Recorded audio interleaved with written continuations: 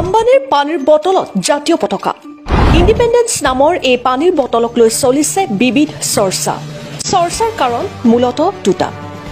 প্ৰথমটো হৈছে বটলটোৰ আৱৰণ, দ্বিতীয়টো হৈছে মাত্ৰ 10 টকাত 750 মিলিলিটাৰ পানী। পানী খোৱাৰ পিছত সাধাৰণতে বটলটো য'তে ত'তে পেলাই দিয়া হয়, অৰ্থাৎ আমাৰ ত্ৰিৰংগাক অপমান কৰা হ'ব।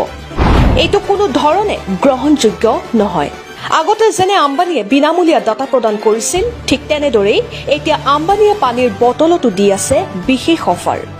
কোনোবাই কৈছে থলুৱা ব্যৱসায়ীক মাধমাৰ দিব আম্বানীৰ পানীৰ বটলে। বজাৰত পোৱা এটা নতুন পানীৰ বটলক লৈ চলিছে বিভিন্ন চৰ্চা।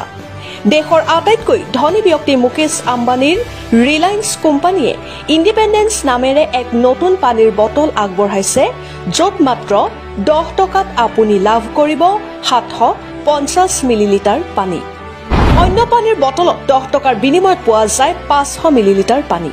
ৰিলায়েন্স কোম্পানীয়ে আগবঢ়োৱা এই বিশেষ অফাৰৰ কাৰণে ই অতি কম সময়ৰ ভিতৰতে বজাৰ দখল কৰিবলৈ সক্ষম হৈছে। অতি কম সময়ৰ ভিতৰতে গ্ৰাহকৰ মাজত জনপ্ৰিয় হৈছে ৰিলায়েন্স কোম্পানীৰ এই বহু চৰ্চিত পানীৰ বটলটো।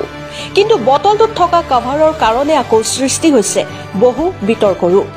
দৰাচলতে আমাৰ সংবিধানত এটা আইন আছে, যাৰ অনুসৰি কেন্দ্ৰীয় চৰকাৰৰ অনুমতি অবিহনে কোনো ধৰণৰ ব্যৱসায়িক কাৰণত ৰাষ্ট্ৰীয় পতাকাৰ আৰ্হি ব্যৱহাৰ কৰাত নিষেধাজ্ঞা আৰোপ কৰা হৈছে। সেয়ে প্ৰশ্ন হৈছে, কেন্দ্ৰীয় চৰকাৰে বাৰু এই অনুমতি আম্বানীক সঁচাকৈ দিছেনে?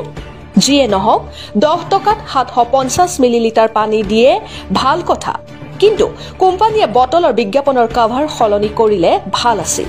কাৰণ বটলটো পানী খোৱাৰ পিছত য'তে ত'তে দলিয়াই পেলোৱা হ'ব আৰু আমাৰ ত্ৰিৰংগাক অপমান কৰা হ'ব।